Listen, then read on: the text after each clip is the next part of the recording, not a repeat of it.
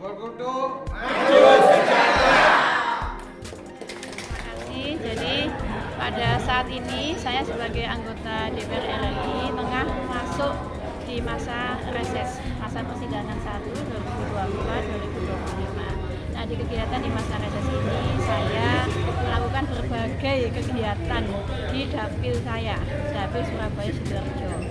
Ada banyak kegiatan, ada kunjungan dan sebagainya. Kemudian juga kemarin saya ketemu dengan anak-anak muda untuk memberikan edukasi, memberikan semangat supaya anak-anak muda ini juga memiliki bisa menggali potensi yang dimiliki dengan sebaik-baiknya. Karena anak muda adalah calon pemimpin masa depan. Kemudian berbagai variasi, salah satunya pada kesempatan hari ini saya berkunjung di sebuah desa Gempong Kluthuk di Kecamatan Tarik, Kabupaten Sidoarjo. Kenapa saya datang di sini?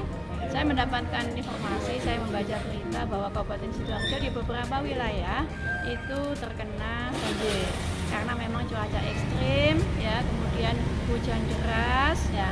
Nah, saya ingin memberikan bantuan kepada masyarakat yang kemarin sempat rumahnya terkena. Walaupun mungkin alhamdulillah sudah bisa teratasi, tetapi ini sebagai bentuk kepedulian saya sebagai anggota DPR RI kepada masyarakat yang ada di wilayah ini. Dan alhamdulillah Pak Kades juga begitu perhatian kepada warganya, dan berkat koordinasi dibantu juga oleh kader PKS yang ada di sini, Pak Samsoleh, sehingga kemudian kegiatan ini bisa terlaksana. Semoga apa yang kami sampaikan tadi, ada sembako dan sedikit bantuan dana, bisa menggembirakan, bisa membuat walaupun mungkin tidak besar gitu ya bantuan itu, tapi setidaknya ini adalah bentuk kepedulian kita bersama terhadap warga yang ada. Jadi kalau Komisi 5 mitra kerjanya adalah dengan kementerian yang membidangi terkait dengan infrastruktur dan perhubungan.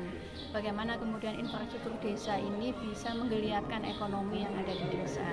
Bagaimana infrastruktur desa yang dibangun juga bisa berdampak kepada kesejahteraan masyarakat, pendidikannya, kemudian kesehatannya dan sebagainya.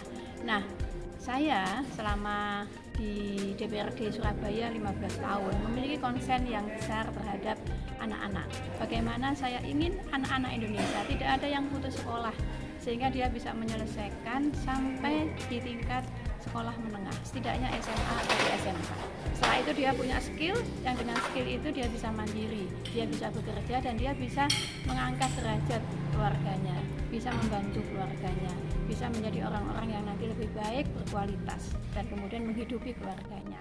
Oleh karena itu, jangan sampai kemudian di sekitar kita ketahui ada anak-anak yang putus sekolah. Oleh karena itu harus dibantu, harus diperhatikan. Sebagaimana amanah undang-undang jelas bahwa pendidikan adalah hak bagi warga negara Indonesia. Anggaran pendidikan kenapa kemudian di mandatory spending diatur itu di UUD Negara Republik Indonesia tahun 45 sebanyak minimal 20%. Itu artinya adalah bahwa pendidikan harus dipersembahkan layanannya oleh negara kepada warga negara Indonesia. Jadi Pak Kades juga tadi saya sampaikan, saya kira ini juga perhatian beliau.